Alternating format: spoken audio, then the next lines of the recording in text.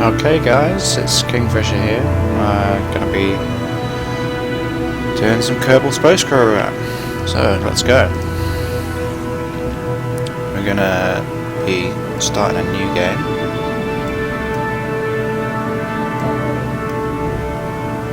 And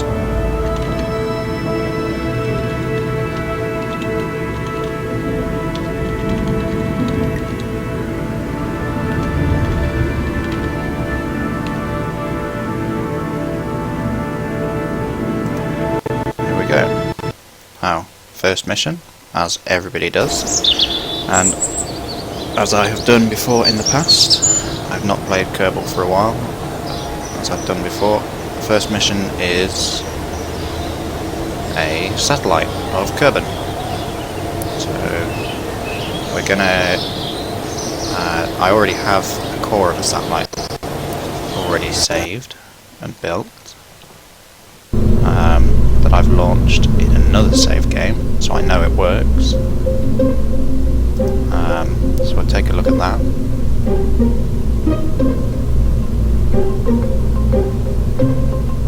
If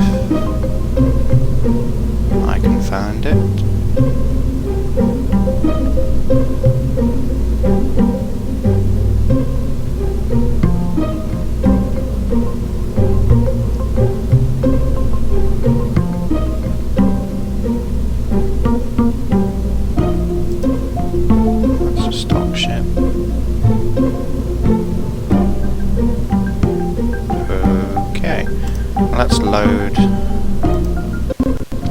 Let's load up the other world. The only thing in the other, I did hope to record launching this, but this other world should have the core inside it, already in an orbit.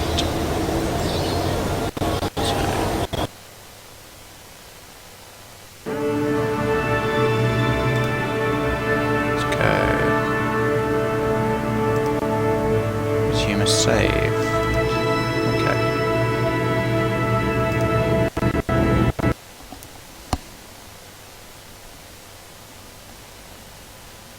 Maybe the ships don't save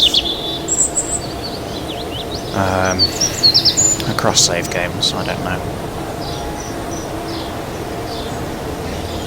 I suppose I could rebuild this in the other world and launch it.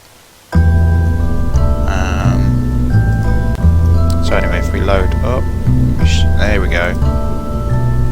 Kerbal Space Station, KSS, and this is just the core.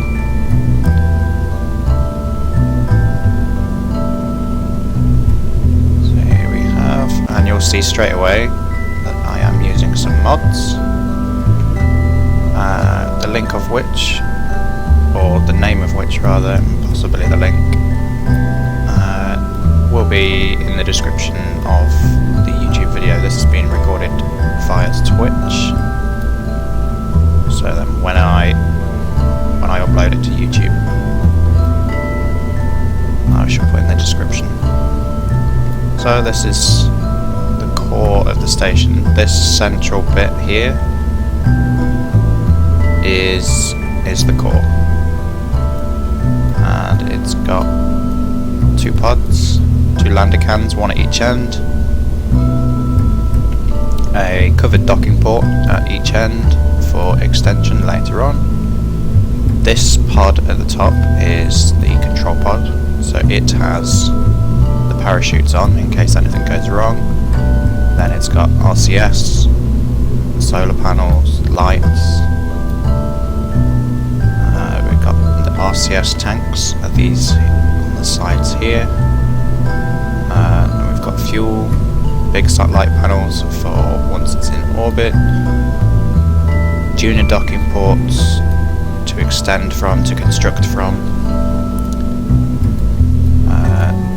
the main body docking port here, to attach another ship to maybe, a ladder to get from pod to pod. Then we've got the orbiting circularization stage. That's these two side pods. These are controlled, or once they've been separated, I can go to the Space Center and switch to these. And they've got these control discs, remote guidance units. They've got, yes, this unit, the RC001S remote guide units. They've got one of those each, so when those split off, they will effectively become two extra ships that will be in roughly the same orbit as the core, and then I can switch to those and de-orbit those. Huge solid boosters with detaching couplings, and once those solid boosters are gone, we've just got this big twin engine system with loads of fuel, plenty of thrust. So yeah, that's that. What I might do is continue the space station as it is now for this video, then off camera I'll copy this ship and move it into the other save file or something like that, so that I've got the two save files again, because I like to know that it works before I fly the thing. I don't want loads of videos of just ships blowing up on launch pads. As funny as it might be, if that's what you want to watch, then don't watch it here, because I don't plan to be blowing up that many things. So we'll have a new ship. No, we won't have a new ship. We'll go and check on our core in orbit.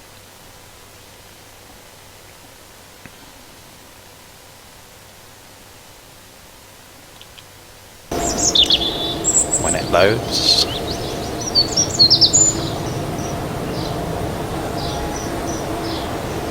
we go. So go Space Center.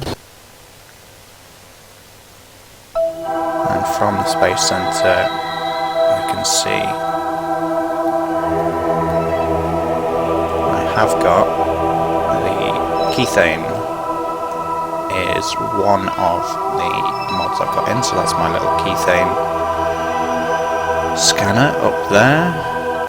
As you can see, the planet is covered in this grid, and basically you can, with the Kethane mod now,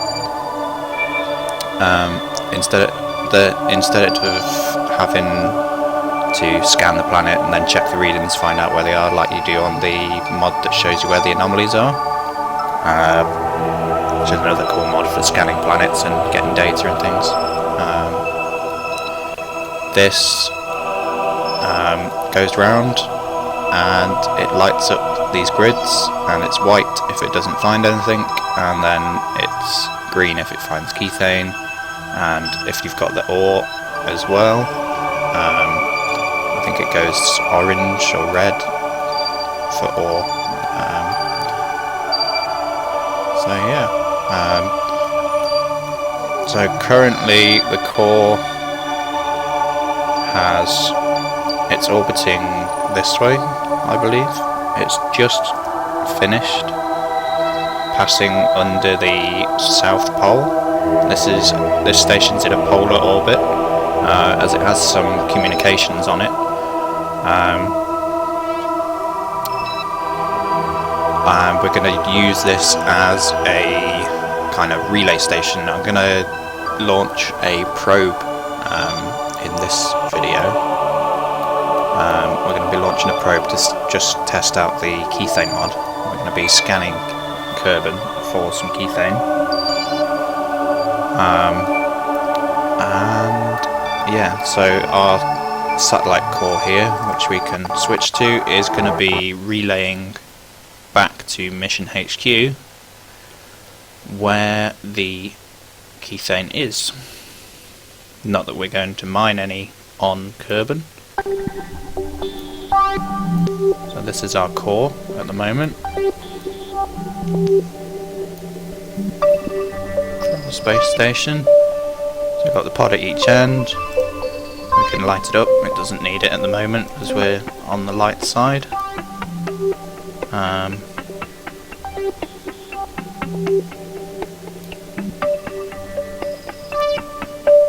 Although I think this is always in the light. I'm not sure if it passes into the dark side.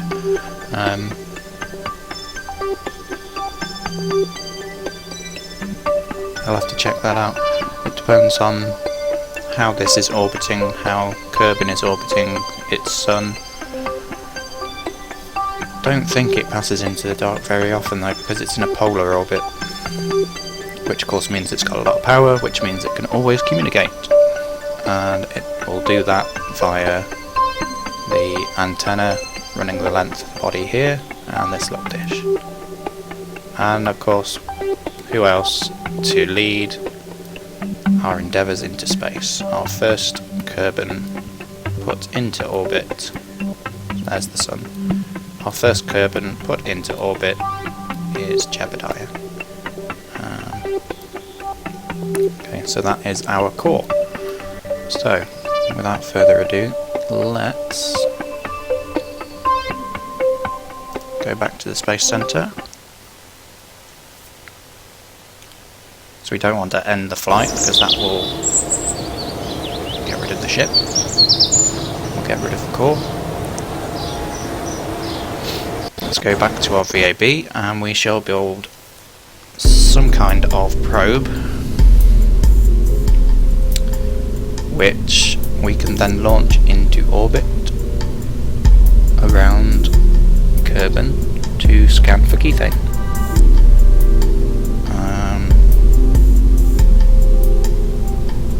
I've also got the aerospace mod turned on, which gives us some pretty cool cockpits and things. So we've got these shuttle cockpits.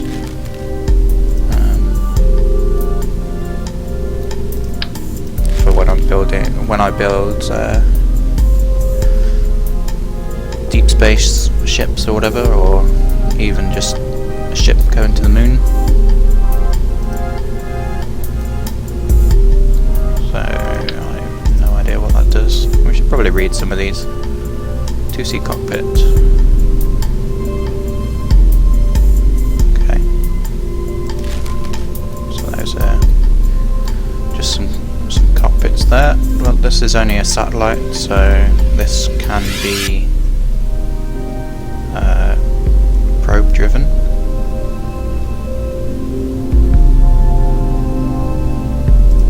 We'll have the Sputnik. We'll just move it up.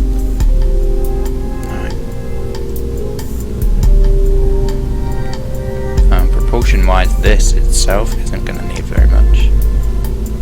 So you see we've got some extra engines from both mods. And these are kethane storage. We've got jet engines, specific VTOL jet engines. So yeah, storage tanks.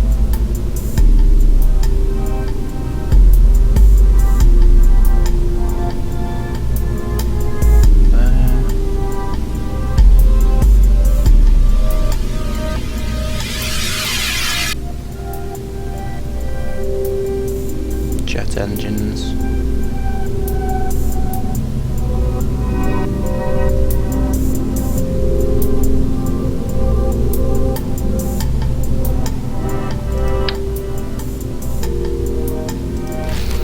Okay, so we want the small engines. Excuse me. And we're gonna go electrically powered, if I can find it.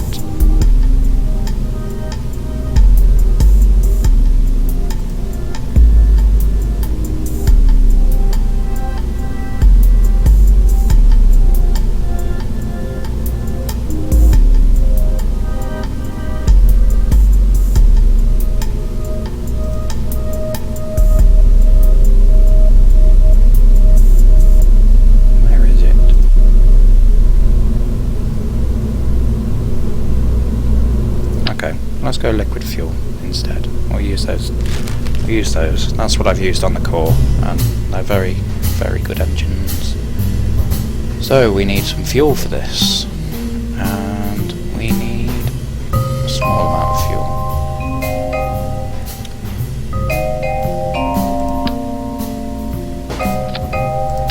Let's go with these. We're going to put on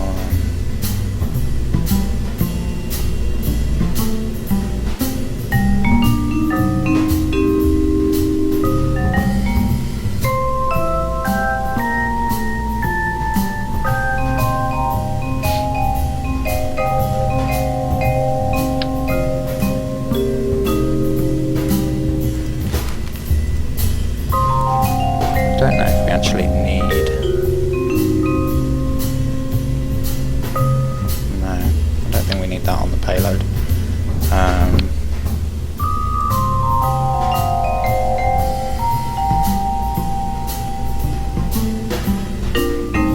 Let's put a battery pack on there and some fuel.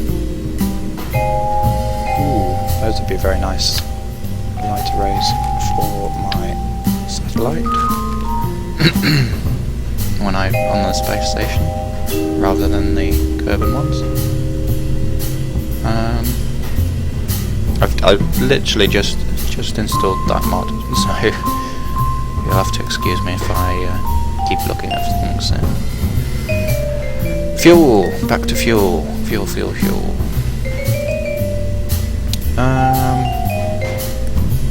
Okay, so that's probably enough fuel.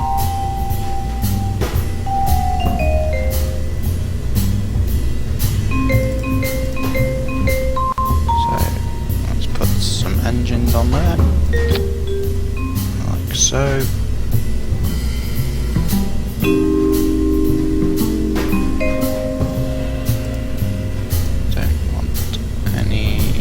We can put some RCS on, I suppose. What have we got? That's huge.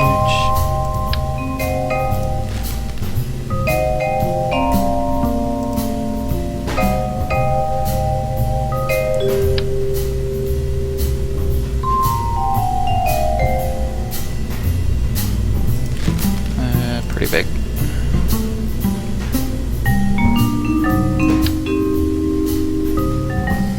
RCS pods.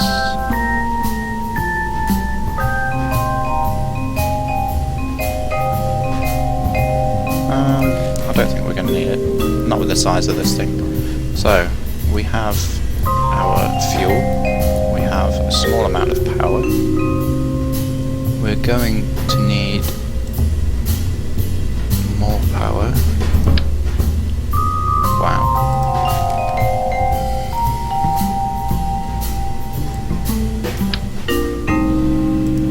Interesting. So we could put this thing inside the cargo bay of something else and launch it that way, but we're not going to. We are going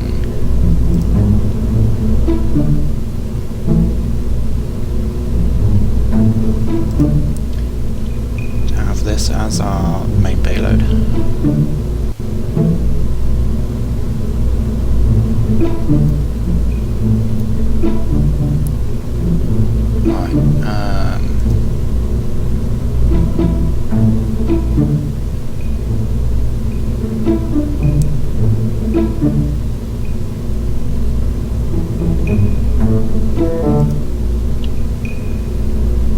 Okay, so science, compact servo unit.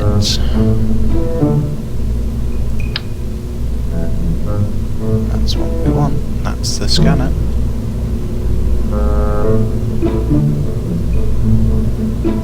Okay, so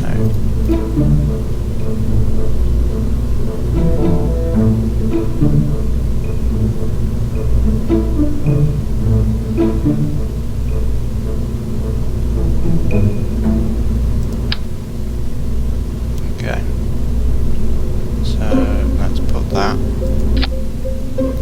on our probe.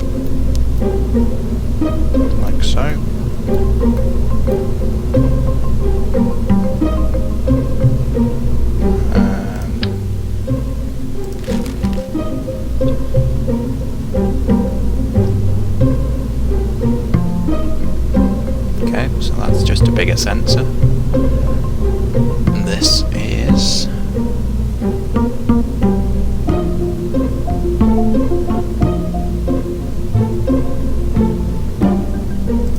okay, so we need that.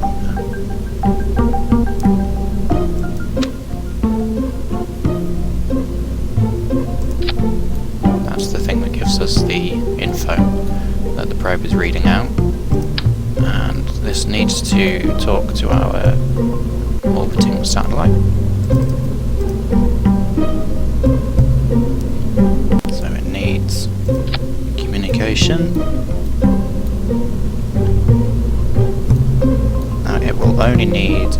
I'm only going to put on the short range because the idea being that its short range communication relays to the space station sends the information back to Kerbin.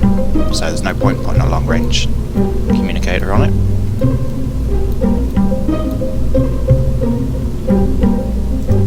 See if we can't position those a little better. Okay, so that is our payload basically. Let's just attach the usual gubbins, scientific equipment, just for the hell of it.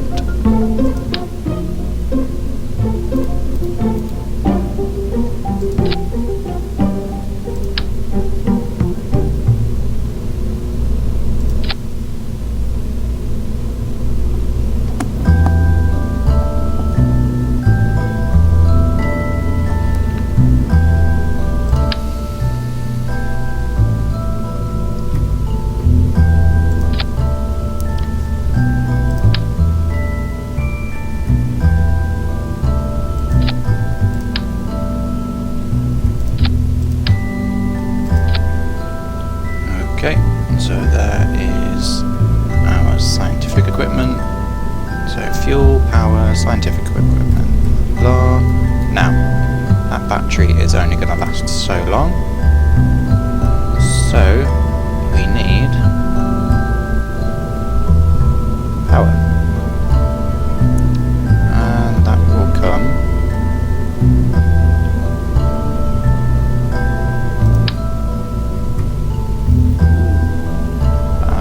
tempted to put some of those on in a minute. The power will come in the form of solar power.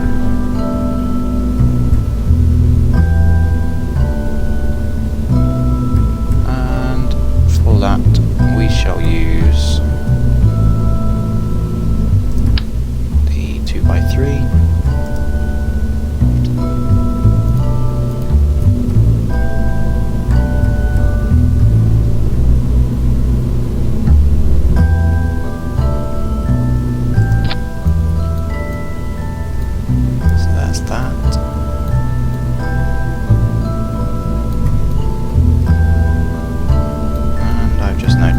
This is nowhere near central.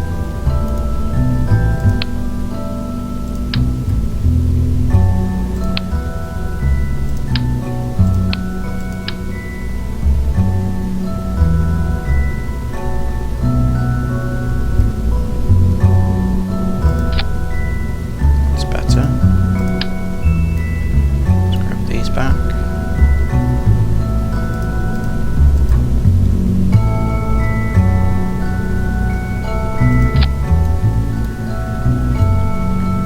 Okay, so power, renewable power, information, communications relay scanner, control, thrust to circularize its orbit, scientific gubbins. Let's put a couple of those lights on that we saw. Now, this isn't going to be coming back down to the surface. There's the engine that I was after. Why is the electric propulsion system down here? Okay, well we'll put one of these on for when, in case we run out of fuel. You never know. Let's put one of those on the bottom, like that. That's quite handy because that now gives us clearance to attach a stack decoupler, so that's fine.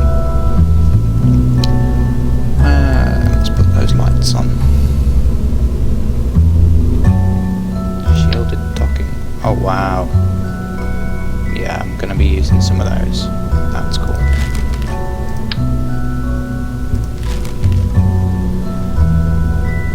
That description is so big it doesn't fit on the screen.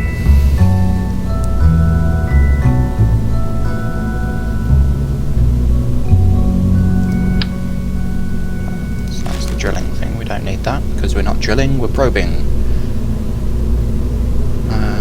So we have red light and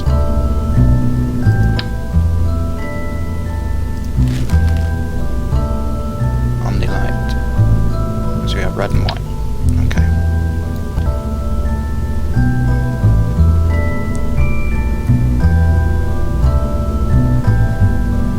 So let's put on some white lights.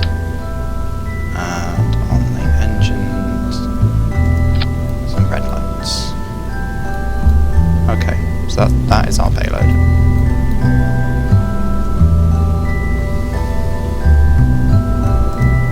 Structural.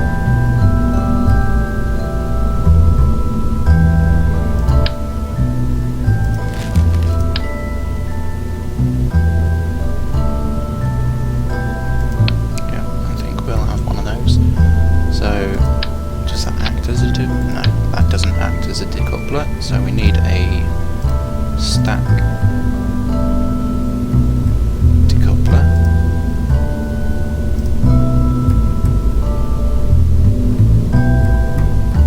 Multi-purpose stacked booster.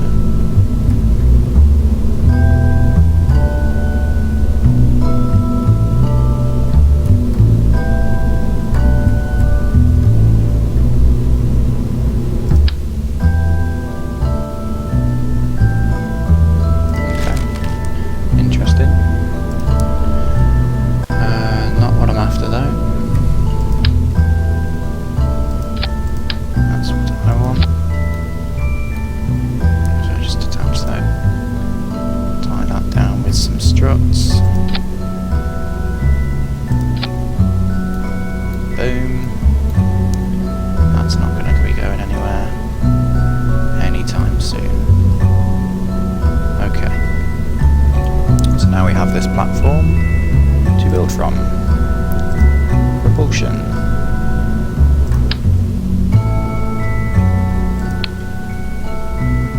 Let's go way overpowered, attach a probe thing to it, and then we can deorbit it. Because I like deorbiting things. That's too big. That's the one we need. It always seems to be that size that I end up using. Okay, so before we put that on, now we can put on our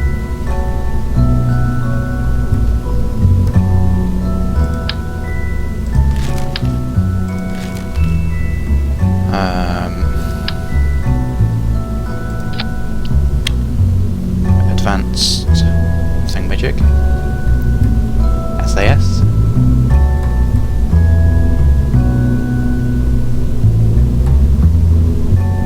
And we also want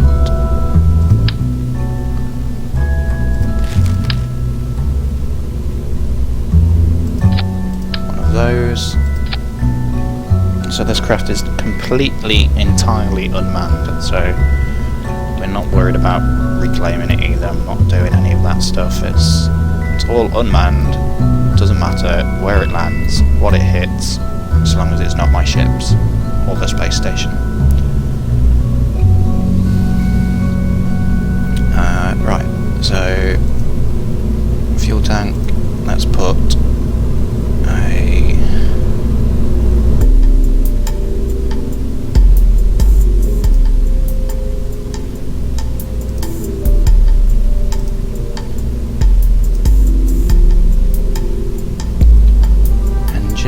and we want the one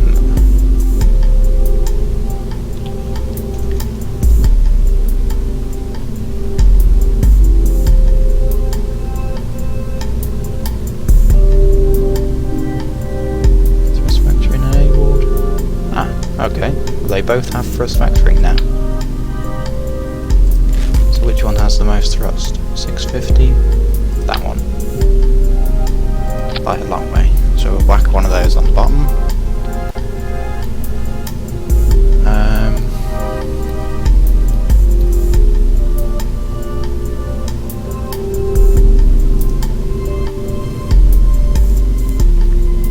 And we need some.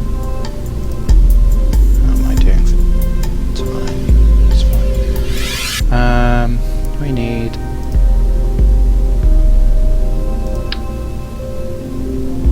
those, which I want 2 of.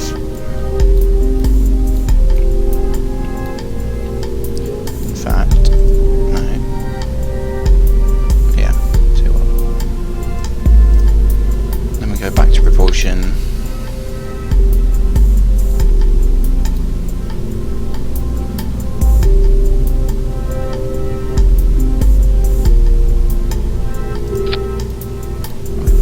On.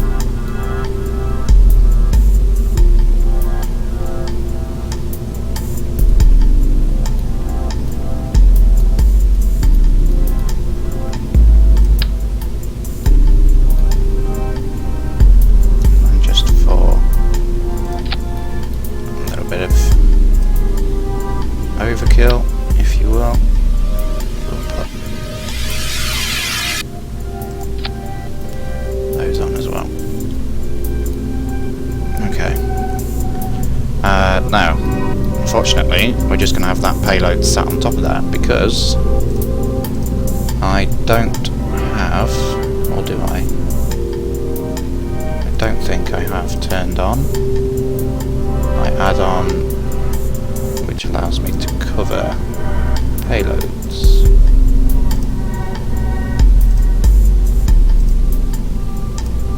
Nope, I don't. Okay, well, it's a tiny payload and everything, so it should be fine. We're going to move the main engine down, so all those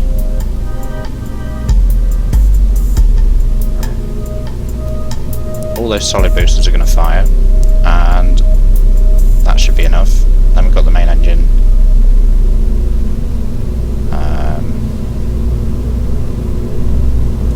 We'll have the main engine before the decouple of the solid boosters in case it's not enough.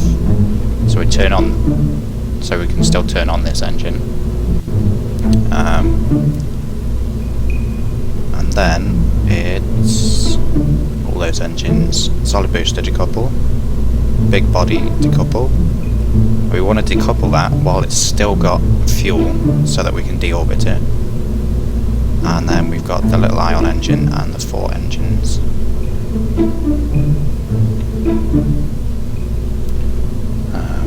Now, I'm just going to create some action groups.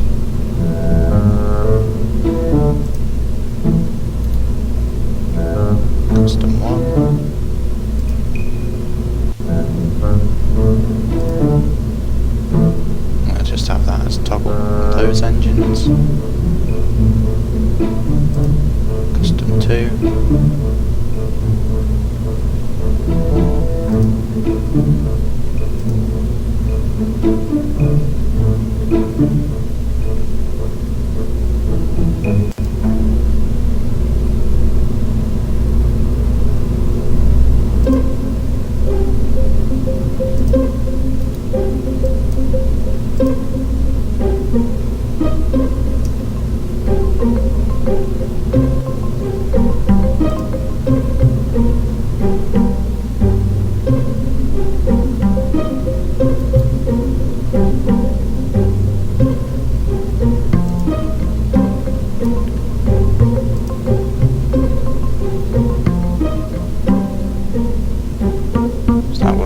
Engines, so that just gives us custom 1 and 2, allows us to toggle between those.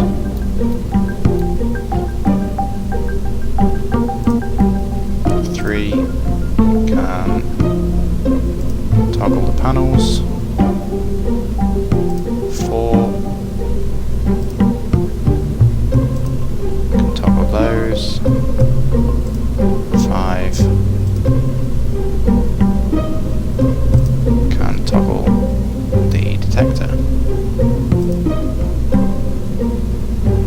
that's the craft information there that gets shown.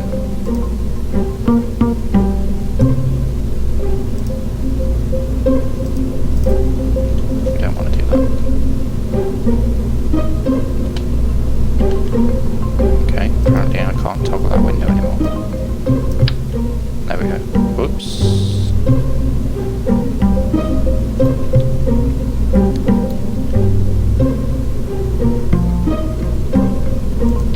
Let's go put those back on. Ah, that reminds me. I need to tie those together. Because if you have big engines like that are bigger than what they're lifting, they have a tendency to want to separate from the ship.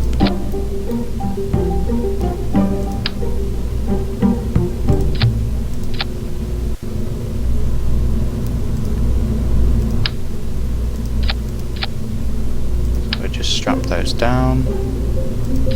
And I've got symmetry still turned on 2, so that's already done the back sides as well. Okay. That will do. Let's put a couple of clamps on it.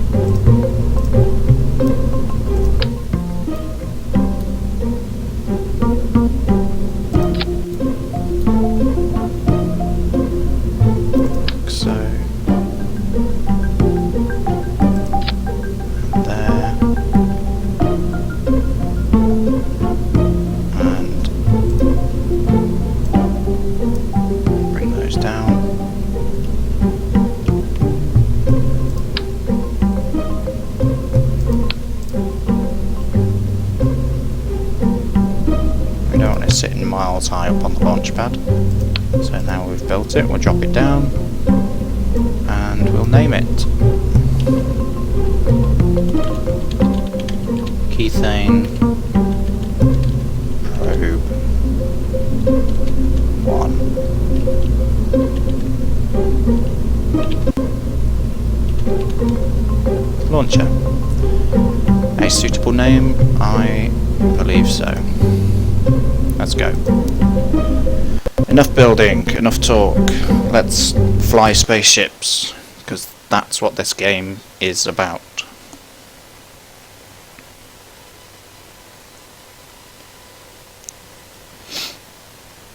And then once we successfully have our shuttle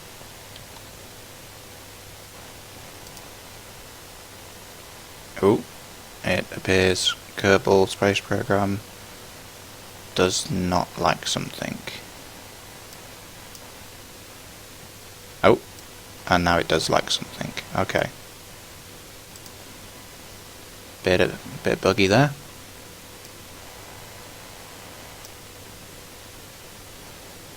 Okay.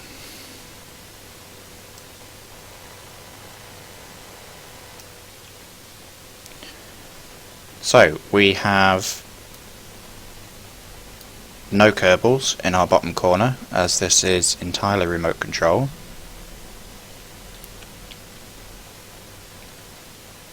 Control surfaces. That's the thing I didn't put on. Well, we shall do this launch and see how it goes. Let's see where the space center is. We're not going to hit it, are we? No. I believe not. That's fine.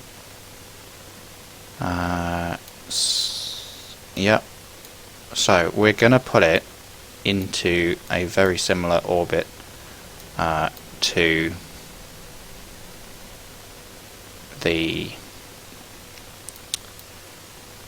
space station in order for that communications relay to kind of be realistic, to be in effect.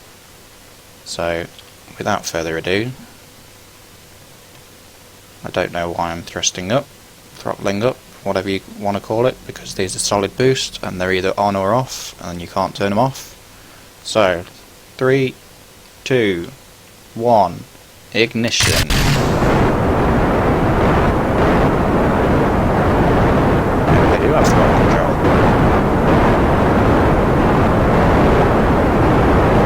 but as you can see, the solid boosts are lifting this on their own. But that fuel is dropping. I am going to turn on that main engine. Okay. And we're going to whack it up to full. Let's get some speed. I forgot to check what my graphics settings were on before starting this recording, so we may have some frame issue while we take off. Overheating, so let's turn that down.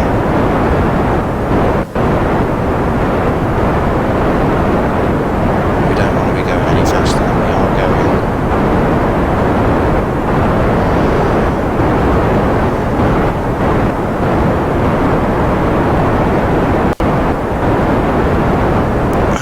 So yeah, I don't know, I forgot to check, as I said, what my graphics settings are, so I'm zooming out like this until we get away from the ground a bit and we can get a bit of a better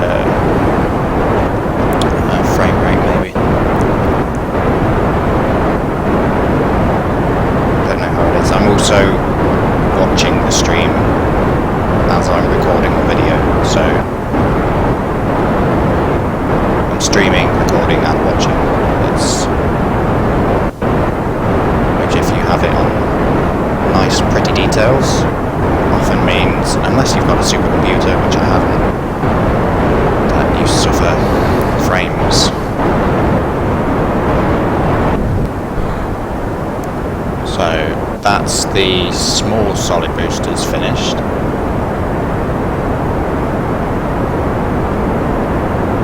Still gaining speed even without those.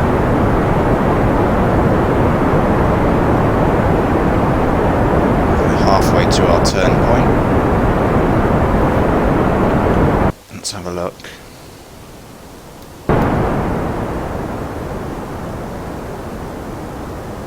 Our Apple axis is getting further away,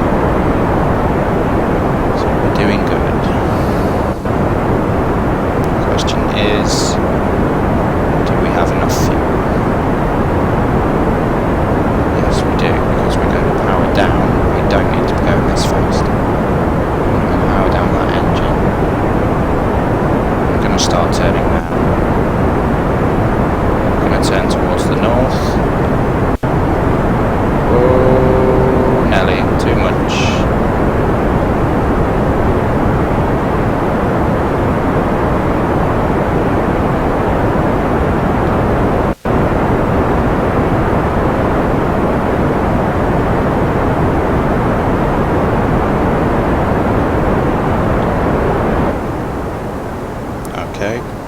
Going to adjust our orbit in some way. Okay, I'm going to restart the flight.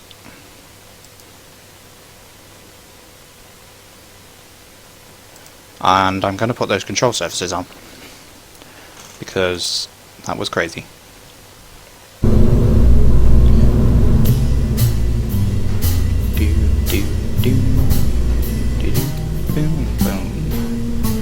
I love that Kerbal Space Program music. So, whenever we try to turn, we spin madly out of control. So, let's put on... Oh, these are big wings. Those are from the mod Aerospace A6 or something, A6 Aerospace. What are these? Intakes for jet engines. There we go.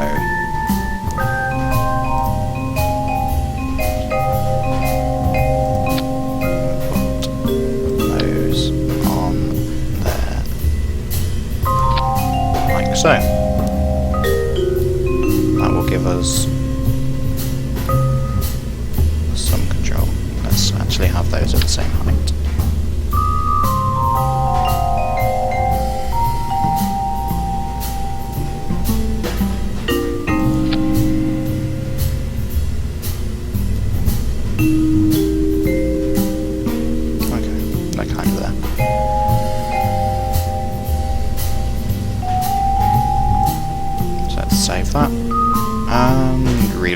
this is why I wanted to have a new world set up, because I wanted to just be able to launch and fly and record one flight and know that it works. I'm going to leave that pane up until the ship appears. There we go, because that is the thing that bugged out before. Kerbal didn't crash this time. So we're just waiting for the green light from command. There we go. We have it. Let's go.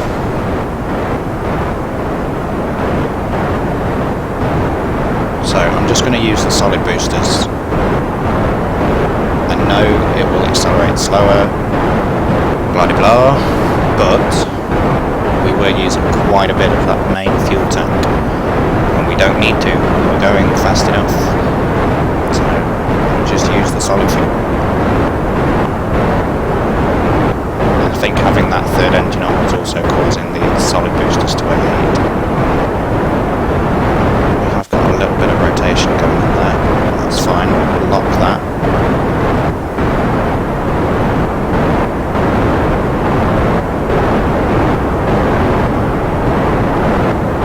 Rotation's fine until we come to do our turn, then obviously we'd have to kill the rotation, so kill it now while it's slow. This will put us just off polar,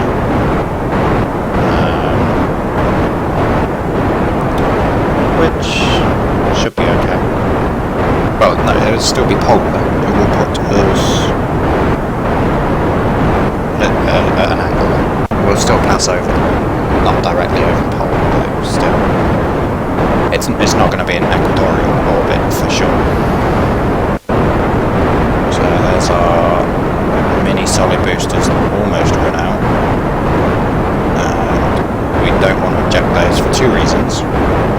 One, we can't, because they're permanently attached to those big boosters, but they also have the surface control on, so we don't want to get rid of those while we're still in the atmosphere. Let's see how that affects our speed.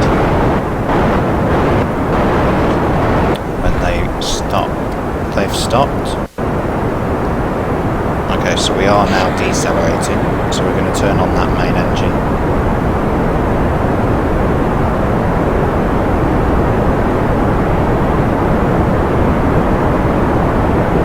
Just to give us a little bit.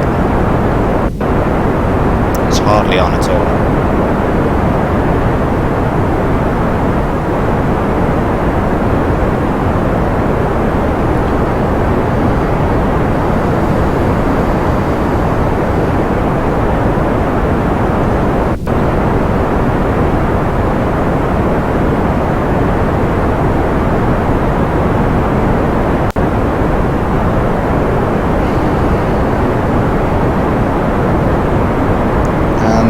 This takes a lot longer to get into space this way. It's the more efficient way to do it.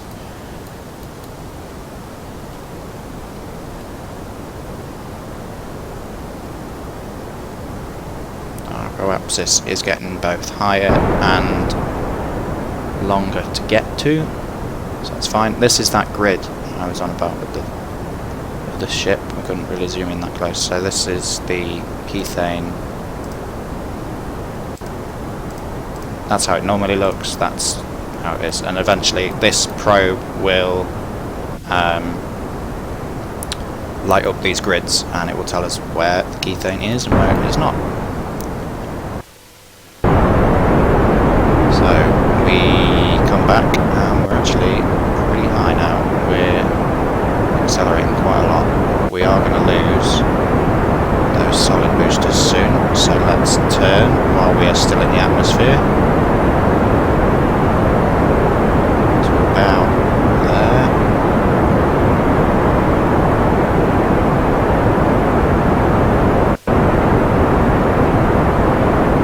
We'll have a lot more control over this once we are rid of those solid boosters and we have the vectoring from the main engine. That's my hope. They're going to There you go. Let's drop those. And power away.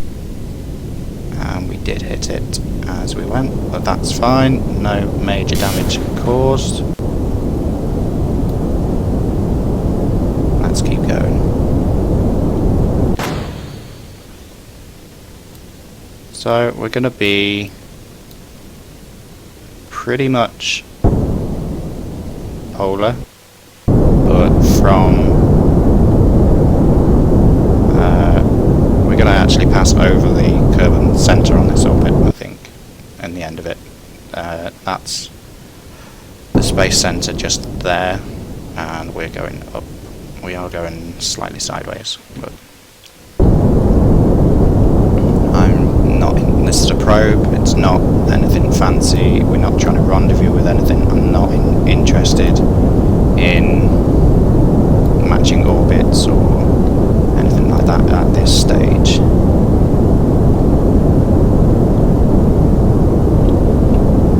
So our apoapsis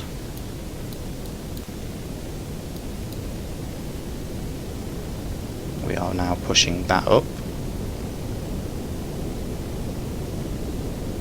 This station is orbiting at about 100 kilometers up. So we're going to put the probe at around the same height. It's really expanding now. See, this is where we're getting into the upper atmosphere. We're really building up the speed. 75, okay, so it's going to easily clear the atmosphere. And we've still got half our fuel left. 85.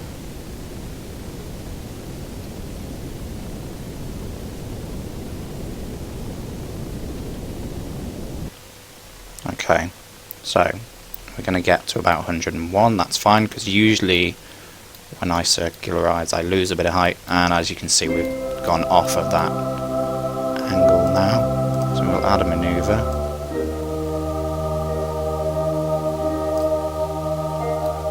That will give us 91. We don't want that much of a difference. 71, 110.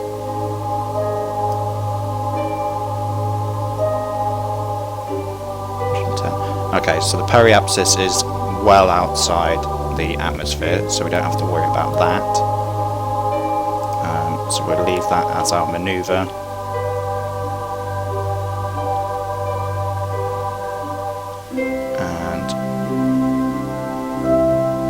Angle ourselves towards it. We've got plenty of time to get towards this.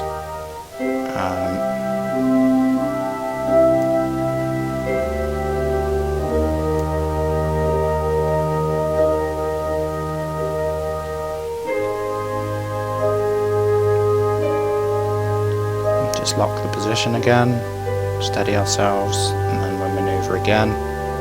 We've got a good minute to get ourselves into position here. That's the wrong way.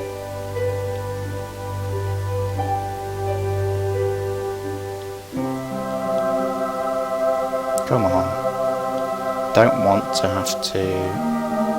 I can't turn the RCS on because we didn't give this thing RCS tanks.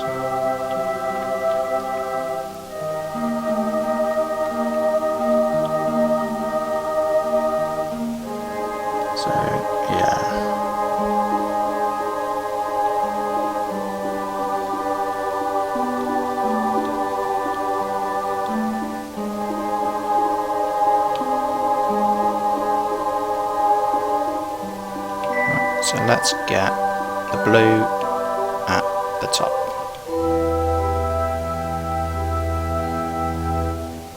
Like that.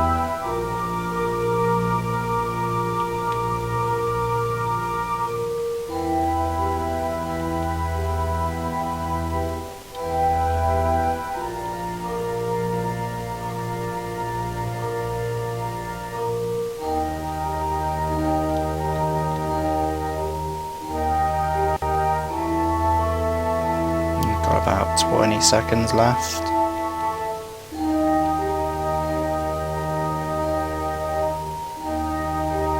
So we've still to circularise this orbit, so it doesn't have to be perfect, and we'll be circularising using the engines on the probe, possibly. So let's begin our burn. Always begin the burn just slightly before. So this will now push, instead of us going back down and hitting the planet, this will push our orbit out.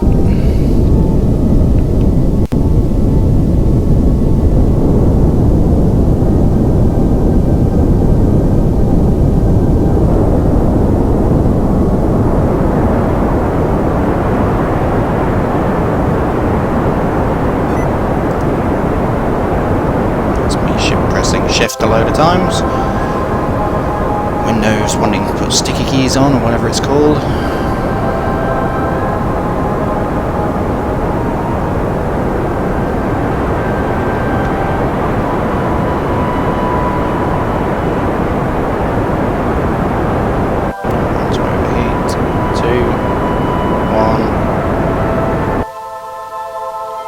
Because I'm aware that we've moved off of our manoeuvre node. Once the periapsis 22, it won't do. We need more. Okay, we've now achieved it because it changed the camera.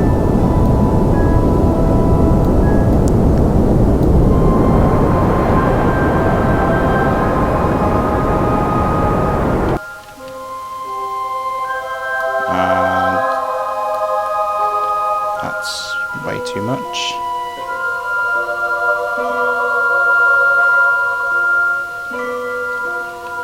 So now we need to go retrograde.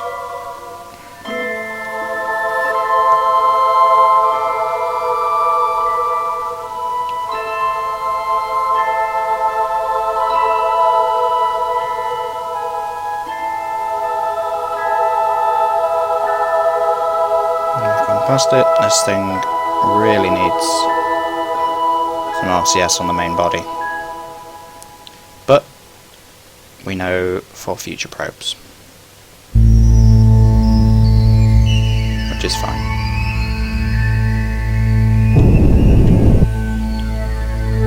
Let's bring that apoapsis down.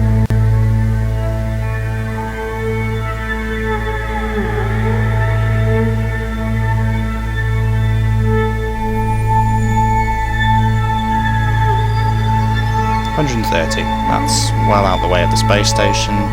That's fine. Where's our periapsis? 83. Okay, so we get rid of that manoeuvre.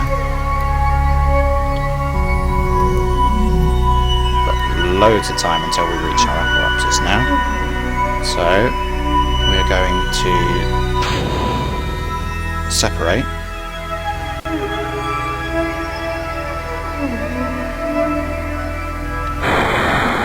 Turn those engines on. Power away a tiny bit. And we're going to quick save. First save of the flight, I would like to point out.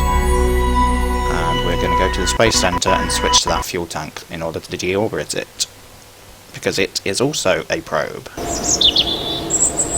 So we should have 3 things in orbit at the moment.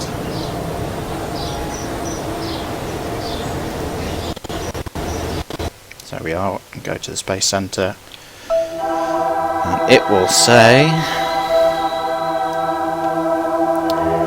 So we have our KSS mission control, that is the renamed core, and we have Probe 1 launcher, and we have 2 of those. Now, the way you tell which is which, this one has been orbiting and in flight for 8 minutes, this one has only been in orbit flight for 1 minute, which is when it's separated. So, that's the engine. because the engine is the new ship, if I'm correct. So we should now have fuel tank. There we go.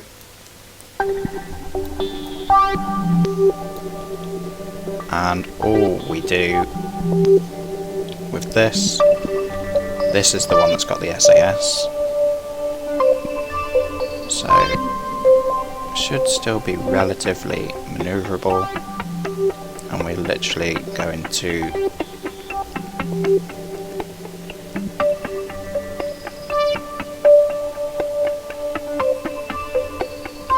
if it will cooperate, we're going to literally just point this retrograde and deorbit it.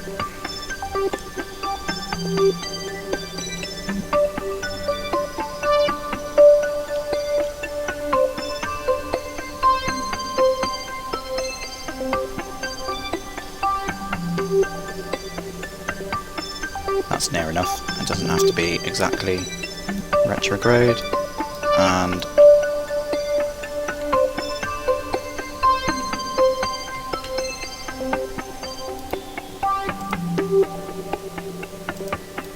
its engine is on. There we go. So now its periaps will lower.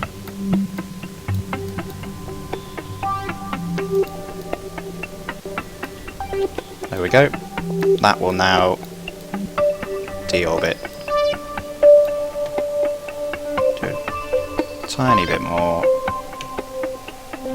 That will now either burn up in the atmosphere or crash into the sea.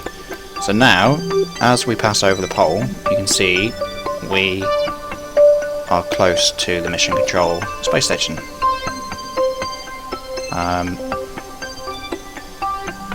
Which would be when we would relay our information, we would upload that to mission control, and then mission control would use its mission control could then use its resources to relay that information back to the space center, which is where we're going once again to switch back to our probe, and hopefully we've done this all before the apoapsis, so we can get some lovely circularization in our first orbit. 10 minutes. That's the one we want.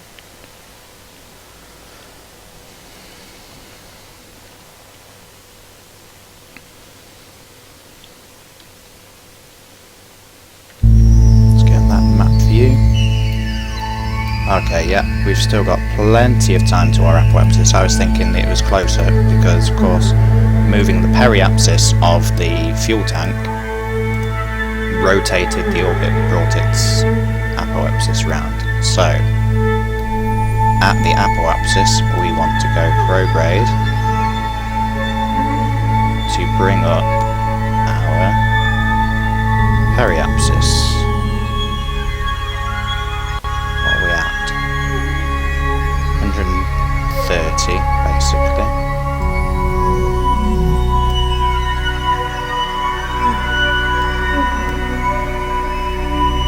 128 to 129, that will do.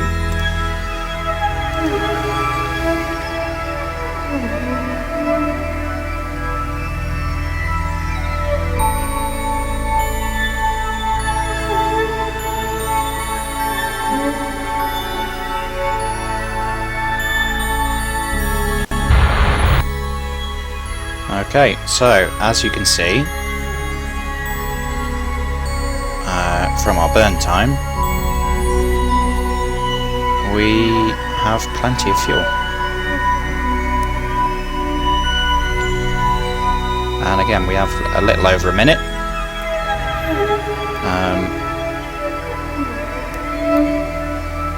And then we shall be in orbit.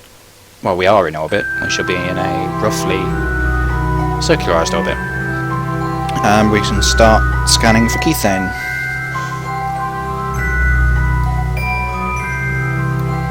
How are we doing? We've got plenty of electricity, and we're still going to be in the light once we finish this. Where is the sun? The sun is over there. So again, this orbit may stay. Okay, so it does pass onto the dark side, but not for very long because of the angle.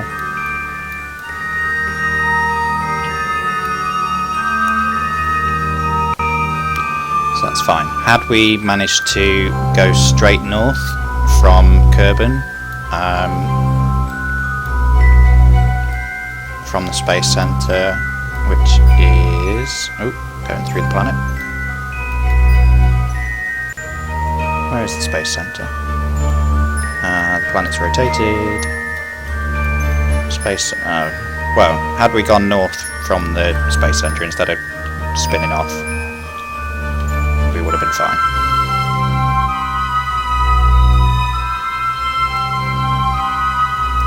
And I have completely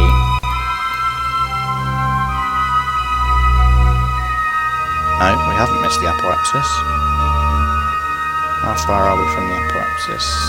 So you have to excuse me as I'm running this windowed mode at the minute, which is why I thought it was only 1 minute, as I can't actually see the time at the bottom of the screen. It's 3 minutes, I believe.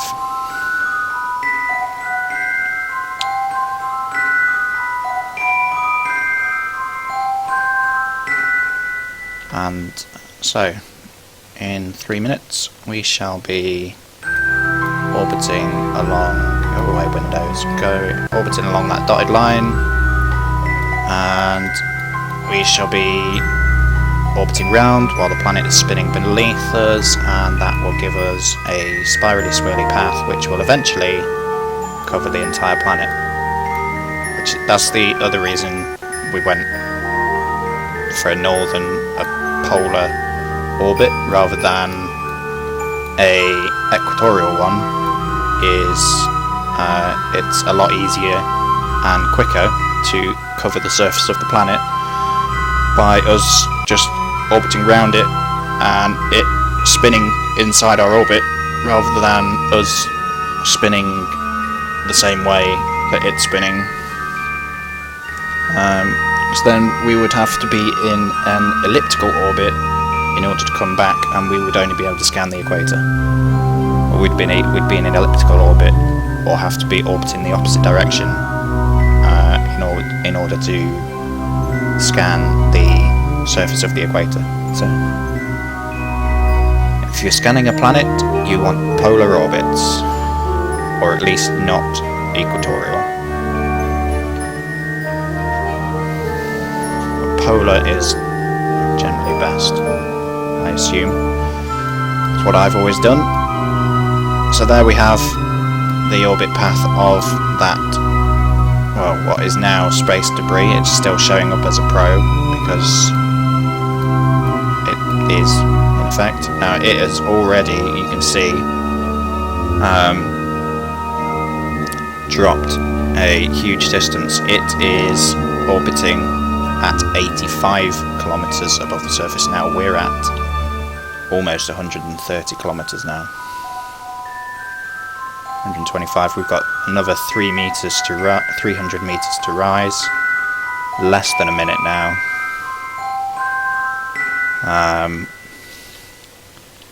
As I say, another 300 meters, probably 200 now. 5-second burn with these small, very efficient engines.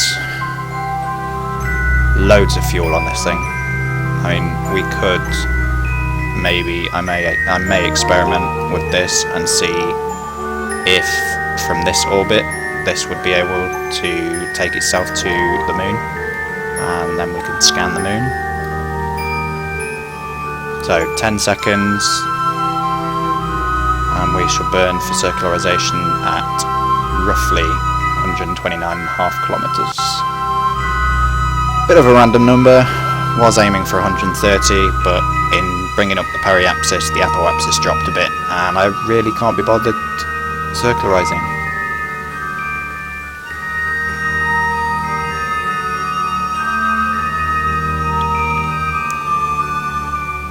Okay, I also can't read numbers because we are not 10 seconds away. We've still got at least another 20 seconds. So I apologise for that. So this thing is, look at it, is really falling fast now. That's going to be re-entering soon. We may even have time to watch it re-enter if we can get ourselves circularized. Now we've got 10 seconds. 9, 8, 7. Come on, frame rate's dropped. 7, 6. Wow, it really has dropped. Or we're moving very slowly. We're not moving very slowly. We're orbiting at almost 2 kilometers per second, or over 2 kilometers per second. 2. Okay, let's burn.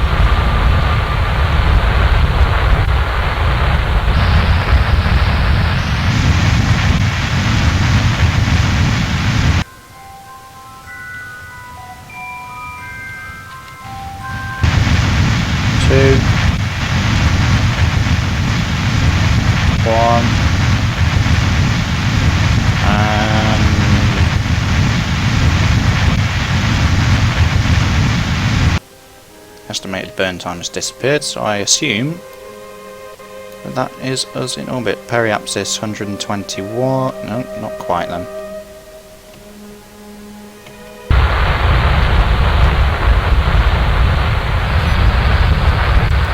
I don't want stupid keys. Let's go away. Okay, so we did move off of our manoeuvre there, but that is not help, because we don't have any torque control. So 129. Let's get rid of that manoeuvre so we can see our periapsis. 126, 3 kilometers out. That will do. That will do. Quick save, and let's see if we can switch to that engine and watch it re-enter. So, if you don't want to see a big fuel tank hit the surface of Kerbin, I suggest you stop watching now. If you do, then thank you, and carry on watching.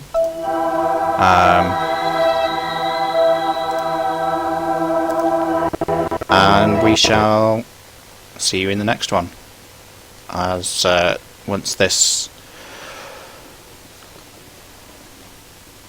once the engine re-enters and hits the ground, we shall be ending the video. So we are well inside the orbit now, and there's no parachutes on this, so this will be splashing down very hard.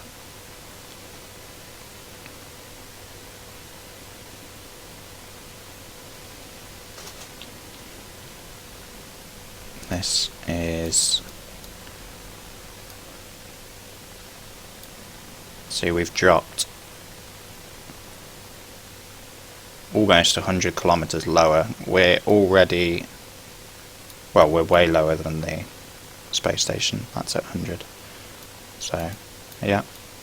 So there you see on the orbits, that probe will now pass over the space station at each pole. I apologise. We won't be ending the video. For those of you who've stayed, I haven't turned the probe on, so we need to turn the probe on and check that there is kethane, because that's what this was all about. And if there isn't, well, it's a probe. There's no Kerbins lost in space, so we'll send it up there. We'll leave it up there for communication purposes.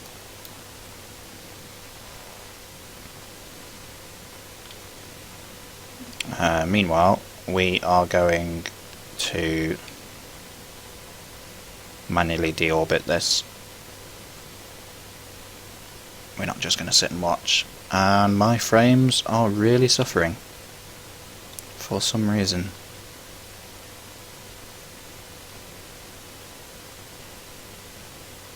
as you can probably tell.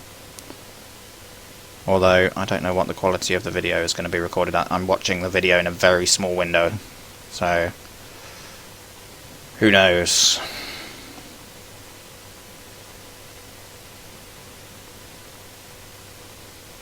But yes, I should definitely have to turn my settings down for my next recording, as this is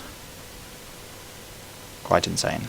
I think the problem is, as we're currently on the dark side, we've still got some light coming over. That's a bit better. I've rotated the camera. We've still got some light trying to come around the surface of Kerbin.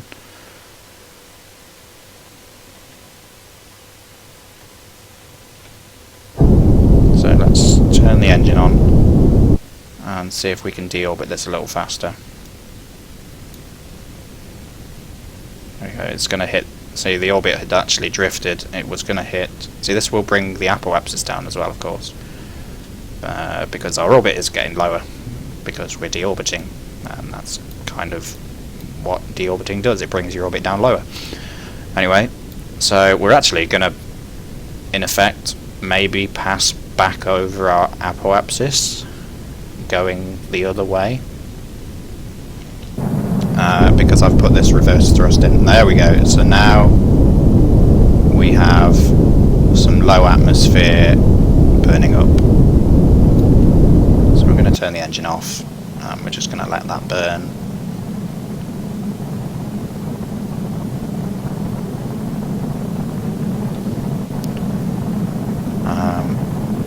This is actually the first time, I can't remember how many patches ago it was, since re-entry and all that was, like, these flames and things were put in, but this is the first time I've actually watched something deorbit. Everything else has gone out to space and either never come back, or it's remained in an orbit, or it's blown up. So I've seen videos of the re-entry effect, but now I have my own video of re-entry. So we'll get rid of that, because we don't need a nav ball. This is a fuel tank, and we know it's going to smash into the Earth, well, Kerbin. And we are indeed now back on path for a splashdown, although I suspect the surface tension will still make this thing explode when it hits the water. So let's zoom out a little and see if that can improve our picture while we descend. And then once this is blown up, we shall switch back to the probe, turn it on, make sure it's working, and then we shall end the video. No doubt I shall also announce. We should get, the probe should turn on, and it should start beeping to let us know that it's scanning, and it will have one beep if it's no kethane, and a different beep or tone of beep if there is kethane. So let's just check this thing again. So we've still got a bit of electricity left in the thing, though that is still draining because we've got the SAS turned on. So let's turn the SAS off because we don't need that. We're now 12 kilometers, so this is where I would normally start turning to go into space. So we're now there. We're in the lower atmosphere now. We're under 15 kilometers lower atmosphere, so we've still got a decent amount of fuel left. We could have pushed the orbit of the probe up really high if we wanted to, and then still deorbited, I suppose, but we don't need it. We don't need it high. It's meant to be scanning the surface, so why make it really high? And the probe is still over us. The speeds the speeds that these two have been going at, the probe has always remained just above. Now, yeah, okay, now the probe has overtaken. Because of course the probe is going at 2 kilometers per second, and this is going at 200 meters per second. We can see the ocean, 5 kilometers.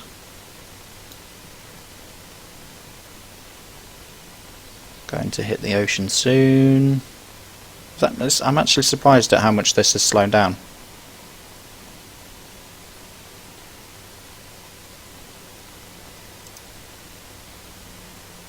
Our orbit path is still 200, whereas the orbit of the probe is now 2000, and it's a lot higher up, so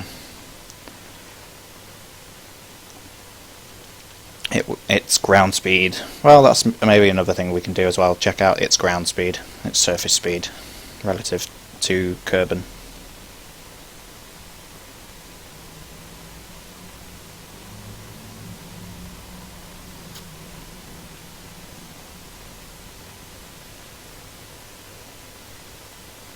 Okay, so we are pretty much out of electrical charge, so this will not respond anymore. There is not enough electrical charge to turn to speed up this process. We're 2 kilometers above the surface. You can see it looming beneath us.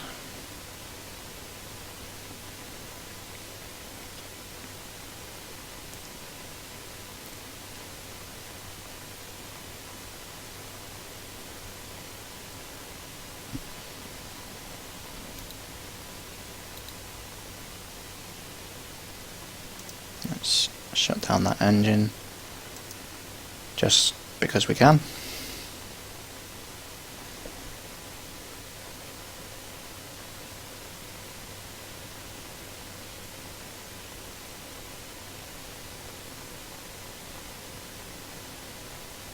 Okay, less than a kilometre now.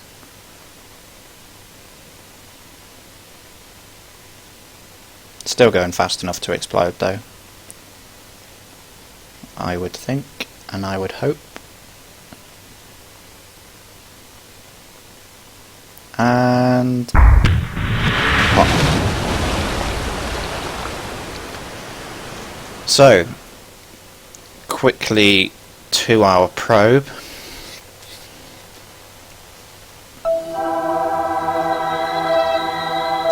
Which we shall now rename.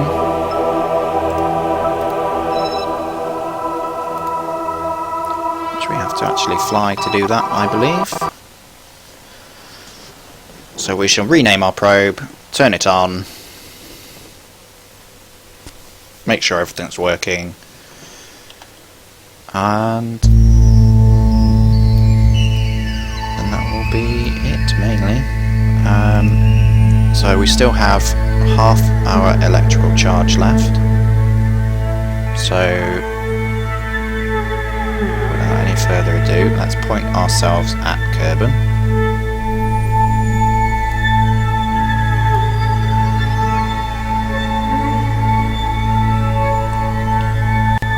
Like so.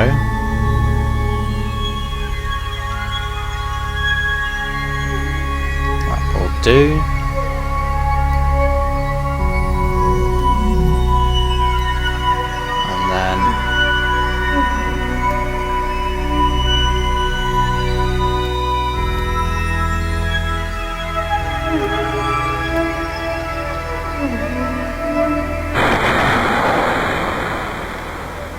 So that toggled the engines.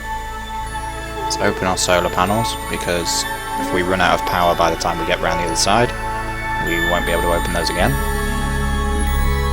So we'll have those opened. Extend our communications. Beautiful. And turn our scanner on, and it's positioned itself to look at Kerbin.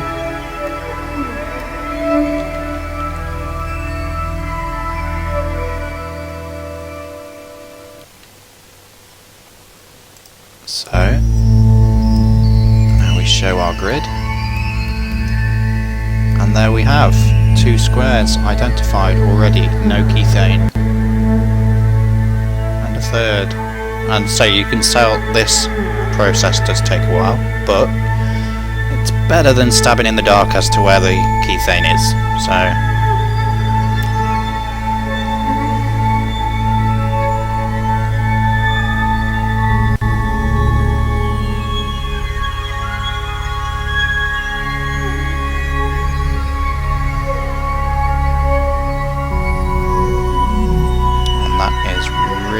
putting a drain on our electrical supply though. So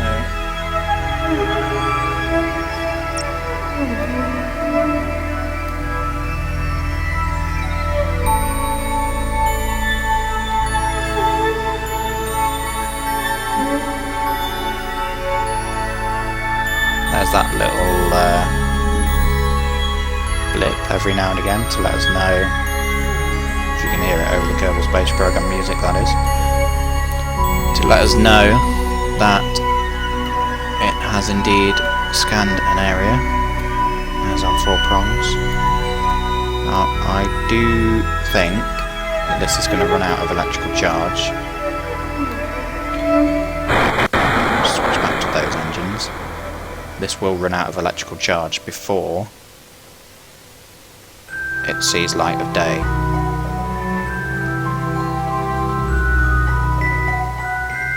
That's fine.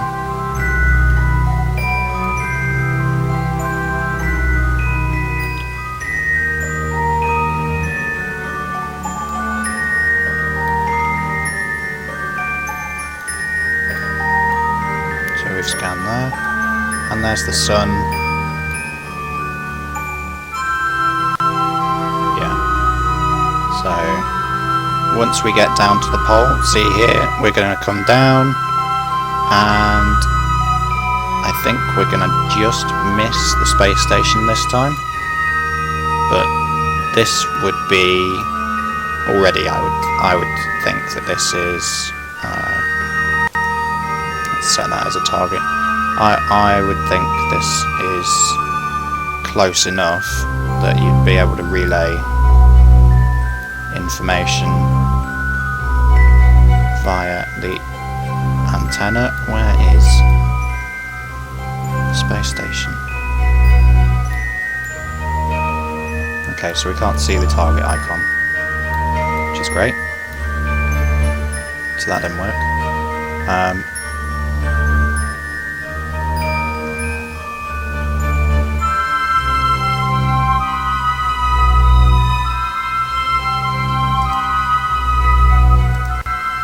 We'll unset that target. So there we have our space station core, which is already in orbit, and our keythane probe studying Kerbin's surface, telling us. In fact, I think I may have turned the keythane probe off because it hasn't given us a reading for a while.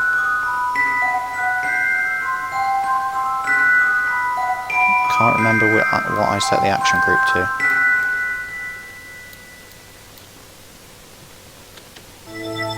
So let's just press all the action groups.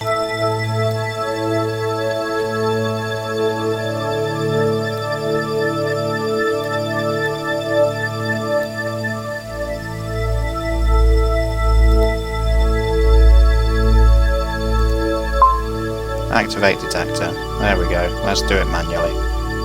And it found keythane straight away. How about that?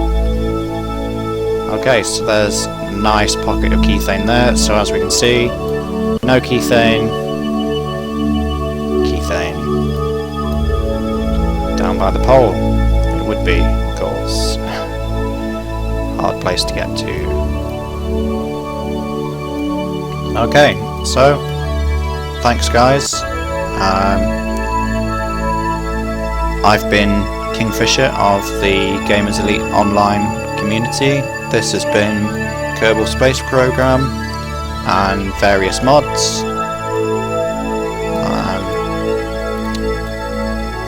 keep watching them stars. See you in the next one.